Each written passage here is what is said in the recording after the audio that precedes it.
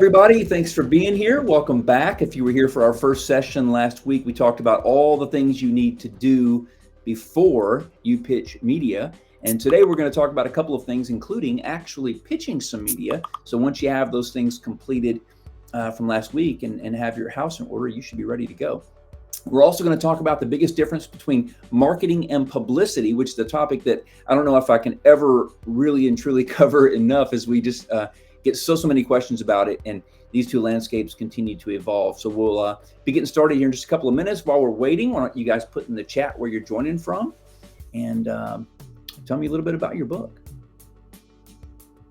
Give everybody a chance to get in here, and we'll get started.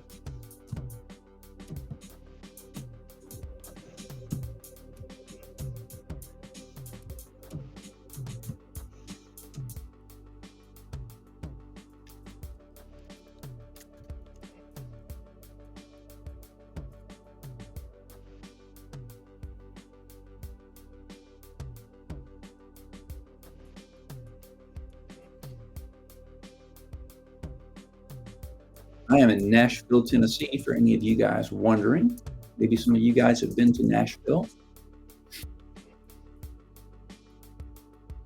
Looking forward to talking with everybody today.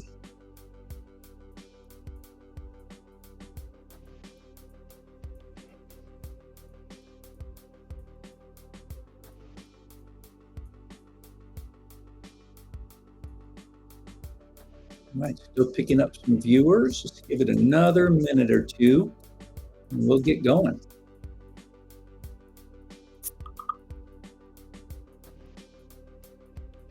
Oh, great. Sue in Boulder, Colorado. Love Colorado. Gotta get back out there this winter and ski. Love it, love it, love it. JLS from Central Texas, working on a 3-part series with a ghostwriter. Very exciting, very cool. Won't complain about the heat here in Nashville because you're probably hotter than I am. JLS. Matt Hayes in Greenville, South Carolina. I have a good friend in Greenville, beautiful little town. Chris, born in Chicago. I have a son in school in Chicago. Love Chicago. All right.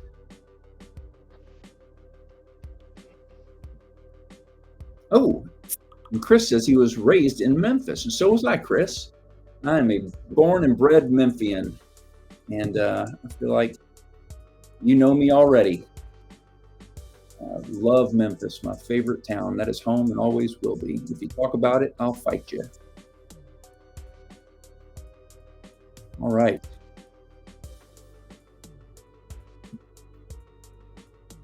Well, let's get going, you guys. It's 3 minutes after we've started here, so it is time to get going. Let's see here. Well, we have another person. We have someone else coming in here. Okay.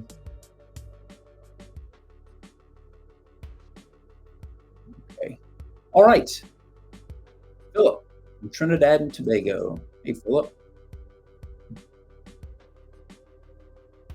Okay, let's go ahead and get started, you guys. I want to, again, say a big welcome to everybody that's here today. My goal is to stay as close to 30 minutes as I can with the actual presentation. I do want to take some questions, so if you have a question or you can stay on a bit longer, I'll be here after. We'd love to chat about any of those questions you might have when we're done, so just post those in the chat. And this webinar is part 2 of our series on how to act as your own publicist. In part 1, we covered the things that you absolutely have to do before you pitch media. And today we're going to talk about how to actually write a great pitch. So if you missed part 1, highly recommend that you go back and watch that one. And as I said a few minutes ago, we're also going to talk today about the differences between marketing and publicity. For those of you who didn't see part 1, I'll reintroduce myself. My name is Jason Jones. I'm the founder of Jones Literary, the publicity firm in Nashville. I really love getting to work with authors and experts and publishers, media all over the world. I've been really lucky to work with producers and folks at Fox News, CNN, NBC, ABC, Wall Street Journal, New York Times, you name it. And of course, hundreds and hundreds of faith-based outlets, which is actually our specialty. I worked for 6 years at HarperCollins. I led the nonfiction trade PR group there. and was really blessed to lead campaigns for 11 New York Times bestselling books while I was there. My agency is coming up on our 8th anniversary already. We're still growing. We work with 10 to 15 clients a month. Most of those are traditionally published authors or best-selling authors, speakers, ministries, nonprofits. We book radio, TV, podcasts for them.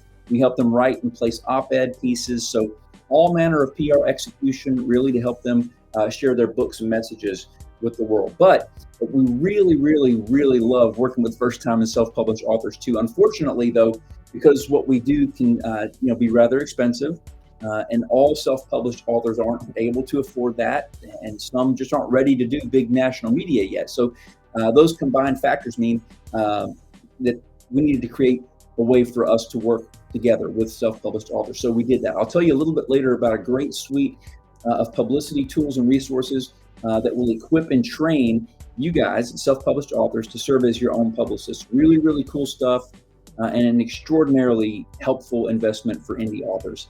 But this is not going to be just a big pitch for my business. I want you guys to walk away today with some really practical tools to help you write great media pitch emails, okay? Before we get into that, I do want to circle back and talk for a few minutes about the different types of media and the difference between marketing and publicity. So when it comes to media, there are 3 key types of media that you're going to hear about, okay? Owned media, paid media, and earned media.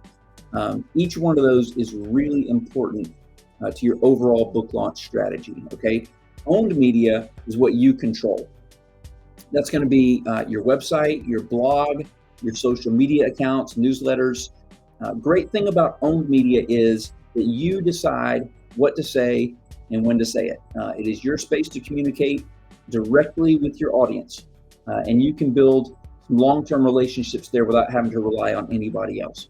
The downside is that it can take time to build that following, and you're responsible for keeping the content fresh and engaging, and that can be a lot of work. Then there's paid media, which is exactly what it sounds like, okay? Media that you pay for, okay? This is going to include things like digital ads and social media, sponsored content, influencer partnerships. Paid media is all about, basically, it's a guarantee that you're going to get your message in front of a targeted audience quickly, okay? And that you can keep it there for as long as you like, and for as long, as you've got money to spend, okay? It's great for increasing visibility and for reaching people that you might not otherwise be able to connect with. However, once you stop paying, the visibility tends to drop off. It's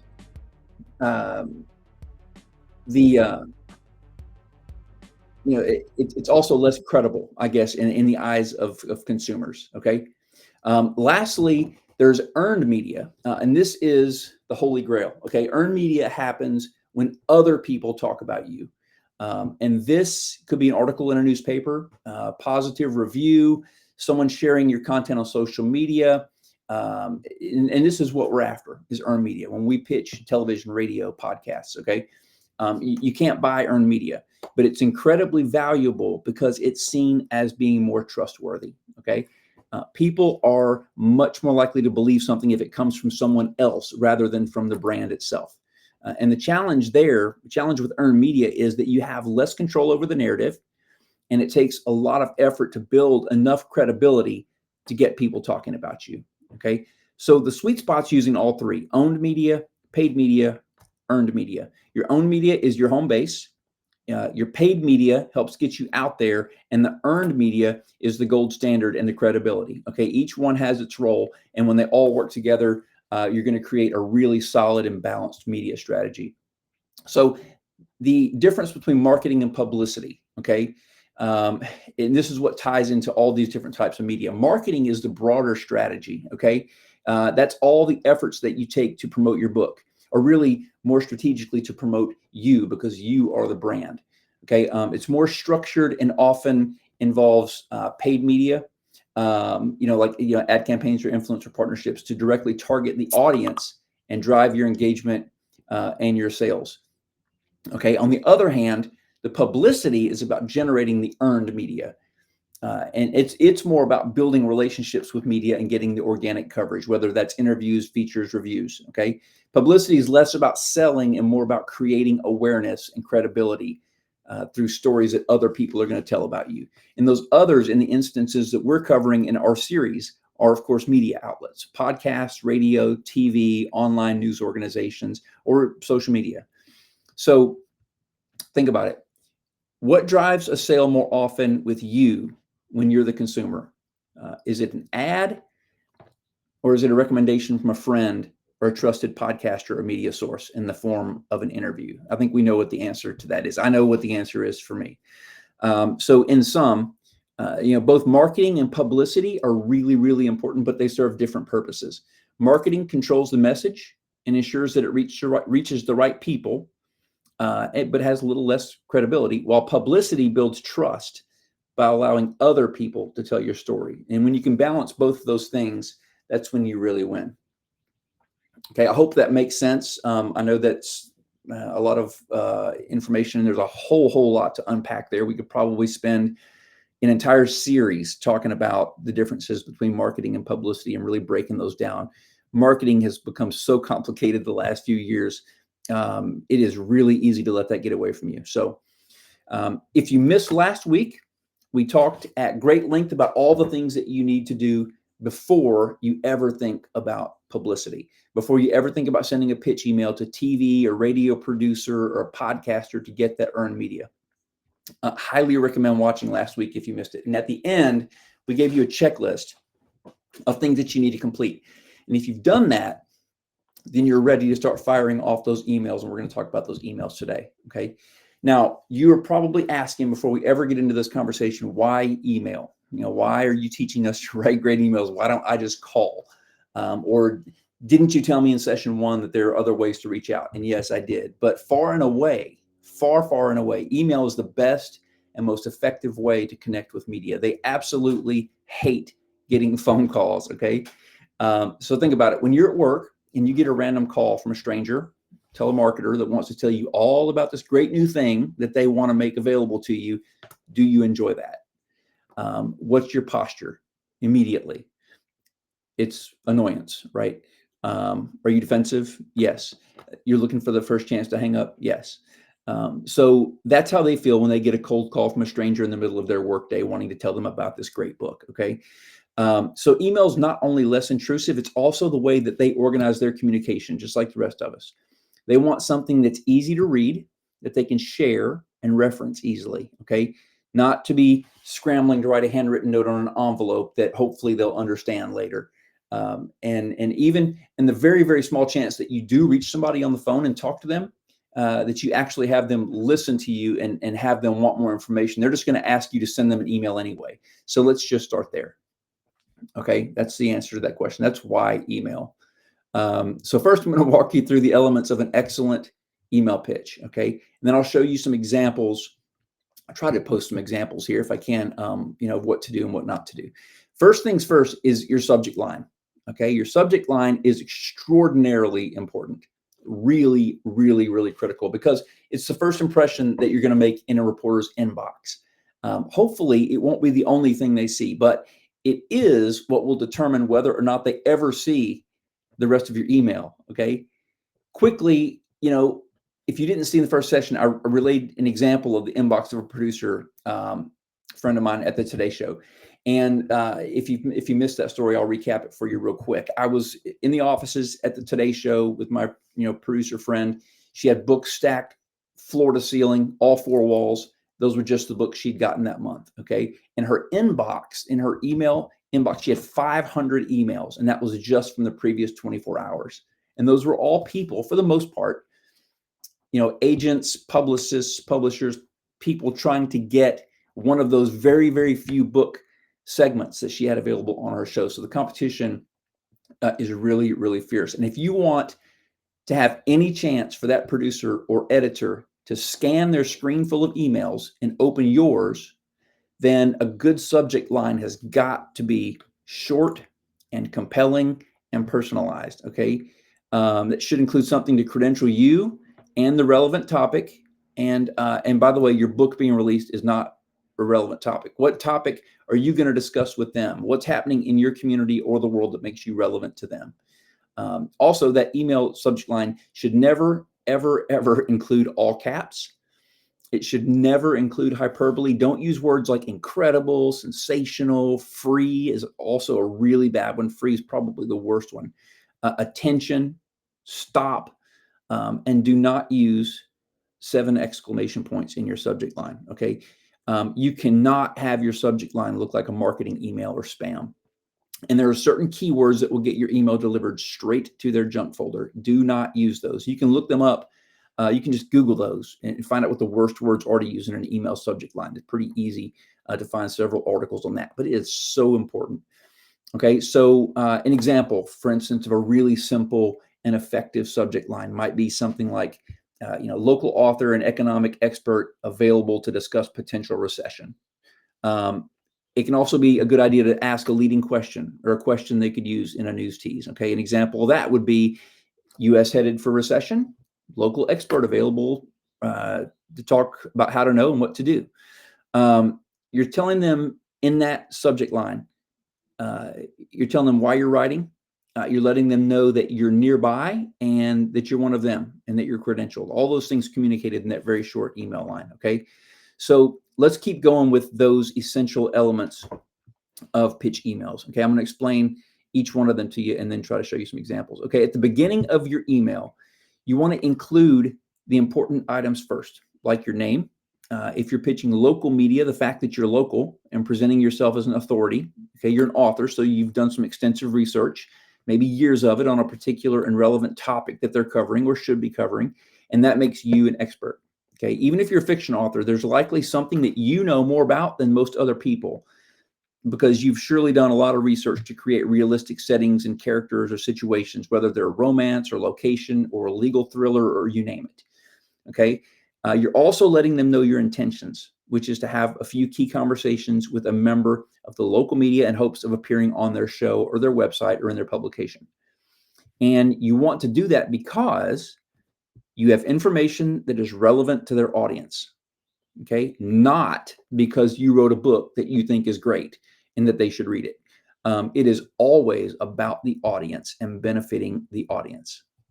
You want to relay that right away in that email. Okay, next, you want to explain to them why your message is timely and important for their audience. How exactly does it benefit the audience? Why is it relevant and timely? Why is it important? Okay. And now remember, I cannot state this enough. One thing you absolutely have to understand is that the media outlet is not interested in providing you with free advertising. And that can't be your value add in this pitch. They are not interested in selling your book. They are in this for information that is beneficial to their audience. And your book only credentials you to present that information. Okay. So the exposure in doing this can lead to book sales and help you grow your own audience, but that's secondary at this point, and that is not something that they care about. If you get airtime and you're engaging and you're interesting and the audience wants to hear more of what you have to say, that's why we're doing this and why we'll push them back to places online that we can capture them, where we can capture them as an audience member of our own and engage them further, at which point in time they will probably buy your book and share it with their friends and buy your next book and your next book. So that's the objective here in doing media, is not a 30-second infomercial, which may never make the airwaves, by the way, if that's what your segment becomes. The objective is to grow an audience of your own, people you can engage. Okay, next, this leads us to the next really important piece of information, which is convincing them of your particular authority to speak on the subject, okay? And I mean doing that without reproducing your entire professional resume. Are you going to be able to present true and dependable information to their audience? Okay. And this question is more important than ever in today's media culture of fake news. Okay. So help them answer this question.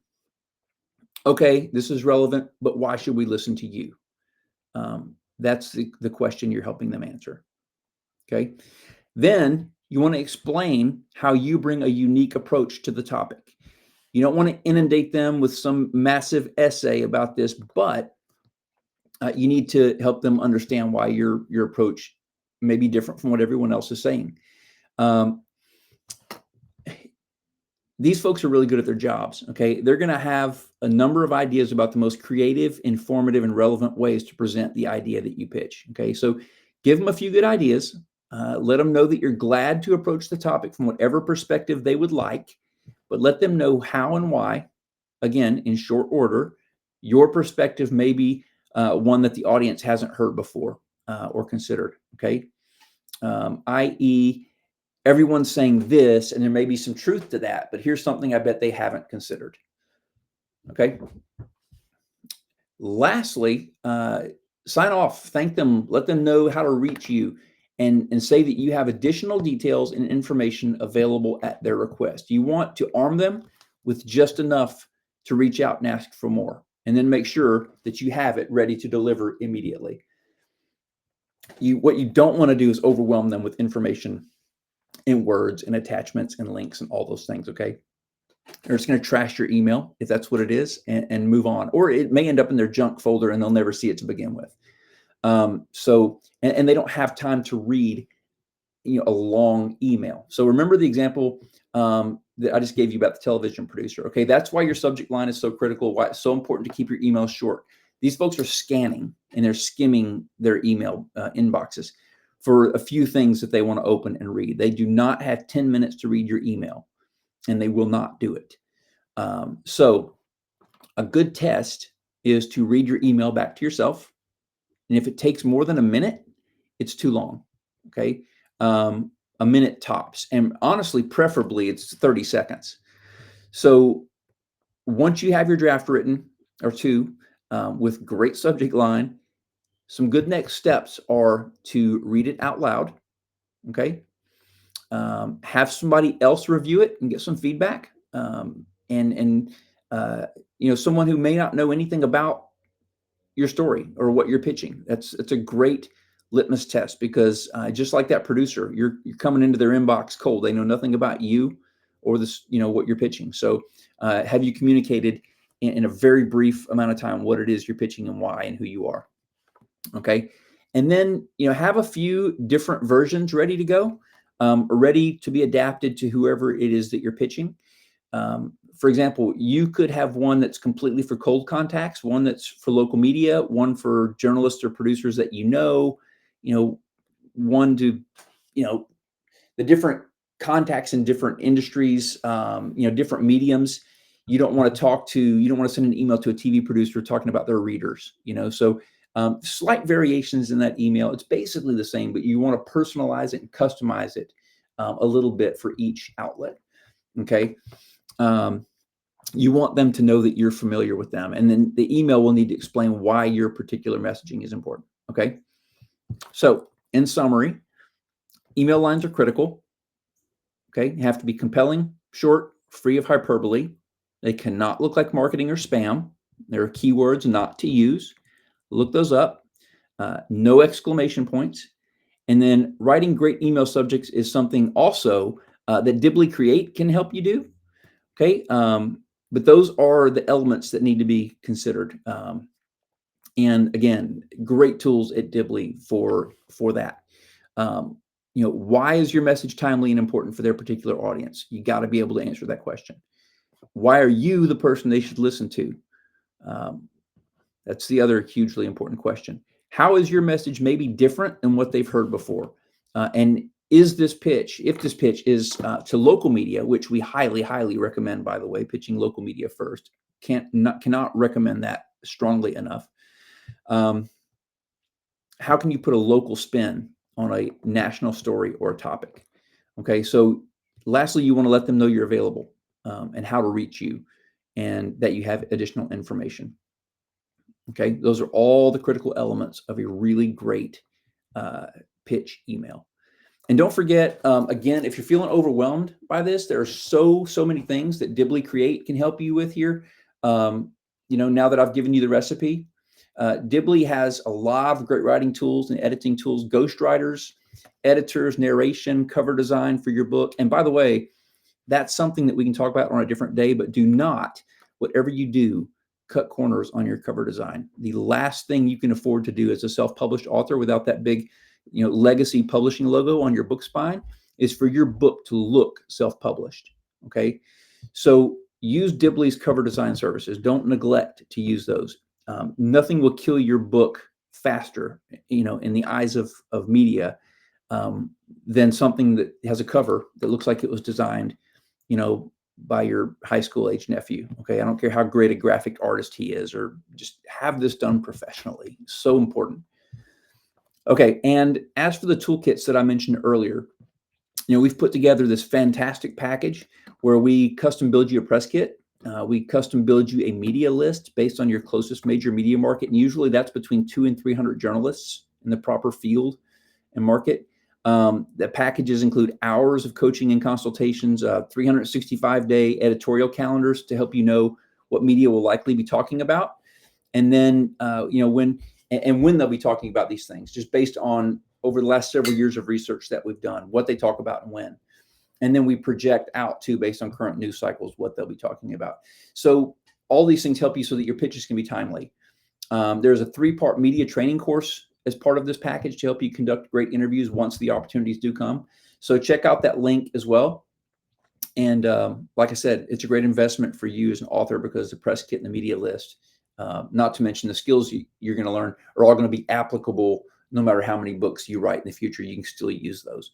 So between Dibley's amazing writing and editing and cover design and narration tools, and our custom built press kits and media lists and everything, you've got everything that you need to put together a really amazing book and then reach the media with it effectively. So I know that leaves you guys with some questions, probably leaves you with some questions.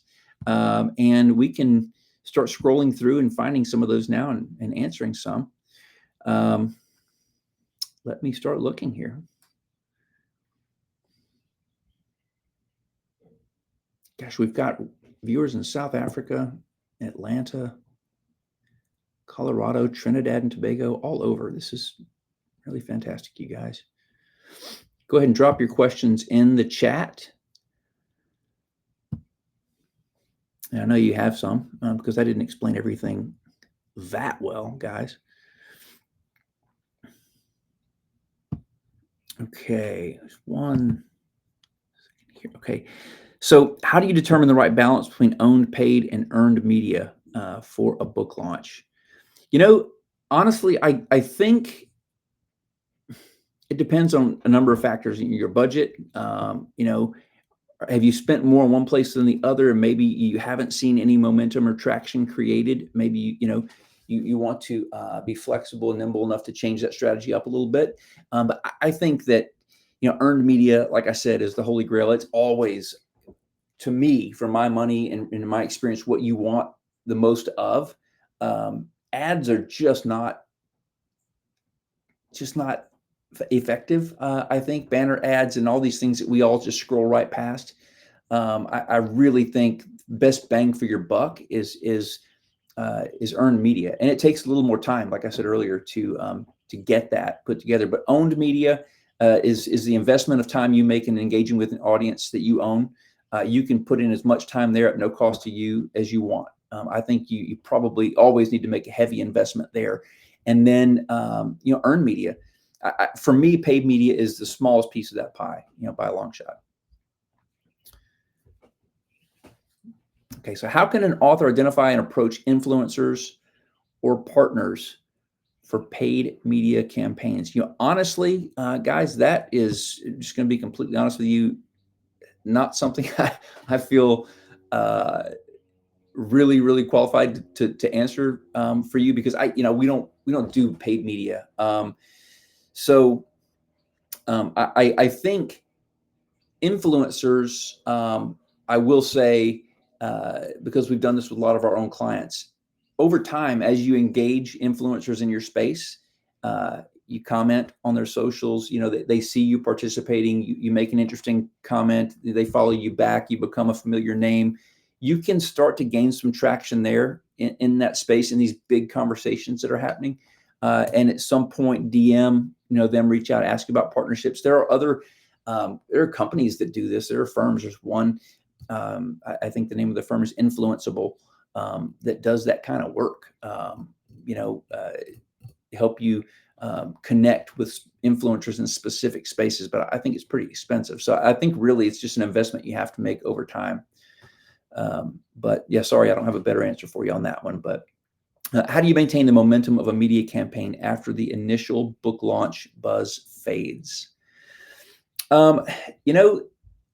This is all, and there's something that we'll talk about this at length next week in the next session. What to do after the media campaign is over. What to do after your interview.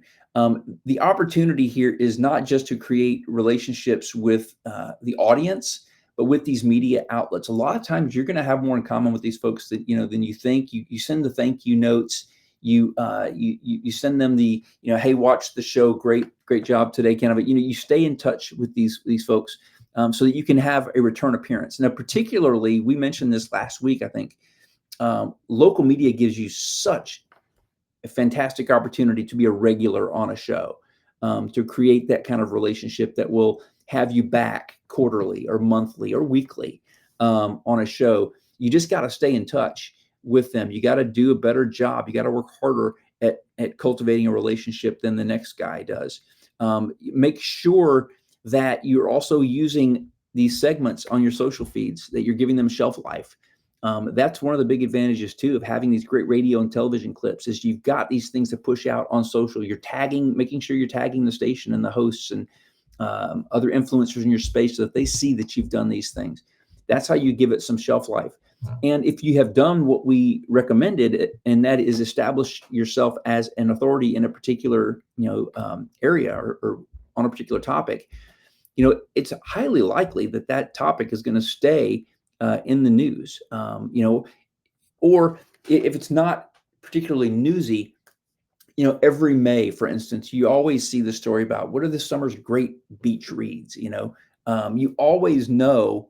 You start to learn those news cycles, and with our PR toolkits that I told you about, we have the editorial calendar. So you see opportunities on the calendar coming up to talk about your top. Where does your topic fit in? It's always fine to reach back out and say, hey, this is coming up. I've got some input on it that might be of interest to your audience, and just every so often reach back out. That's the best thing that you can do. You can support it with some paid media as well. After you've gained some momentum, people are starting to see this organically show up in their feeds. Yeah, spend a little bit of money if you have it, and on some paid media. But I think the biggest opportunity is to do media interviews, grow an audience of your own. But you've got to, while you've got that momentum, you've got to engage that audience and take advantage of that momentum that you've created. You can't let that die. That's the biggest value here, is growing an audience of your own. So be ready to engage regularly after you've done your media cycle. So can you share some real world examples of successful media pitches and discuss what made them effective and what we can learn from studying these examples? Well, this question is a little difficult for us because we work with over 500 authors. And so there's so many media pitches out there. We pitch all of them, constantly. But there are some pieces of some consistencies in those pitches that I've talked about that make them successful. And that is, I'm pitching to people that I've created relationship with. I'm pitching them something that's relevant and timely and topical. And they know that we're reliable and that we're going to give them trustworthy information. All these things take time. I think,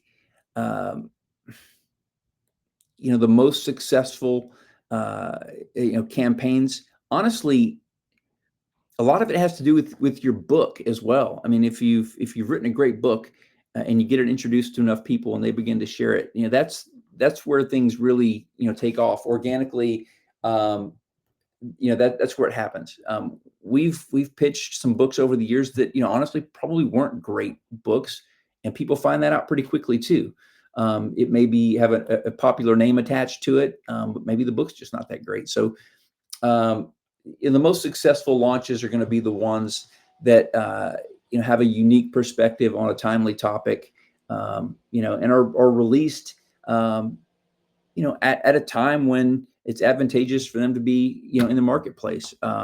Right now, it's all about politics and issues. So anything that was released around this time that speaks into those issues is what's going to be gaining the most momentum and traction. So, yeah, Natasha, thank you so much for having me. This has been so fantastic. Yeah, and there's so much to say and so little time to do it. It can be difficult to encapsulate it all in these conversations. But thank you so much for the opportunity. Really, really appreciate it, Natasha. And Dibbly is just doing some fantastic things, you guys. So again, tap into these tools, the PR toolkits, and tap into Dibbly's tools. Just amazing stuff. All of the writing and editing tools and cover design creation, narration, all these things. The tools are there for you guys. Earned media is just something, that takes time. I guess the best piece of advice that I can give you is not to jump into this 2 weeks before your book launch and really think that you can make a whole lot of progress here. This is something that takes months and months of investment and watching, reading, and listening to the news you're pitching, and writing these great email pitches and all the things we've talked about. So if your book releases in a week and you haven't started these things, not suggesting that you don't do them, but maybe know that for your second book, it's something you need a little bit more runway on. Anyhow, this has been great. Really appreciate the time, you guys. Hope it was helpful. And check out session 1 again if you missed it. And we'll see you again next week for session 3. So thanks.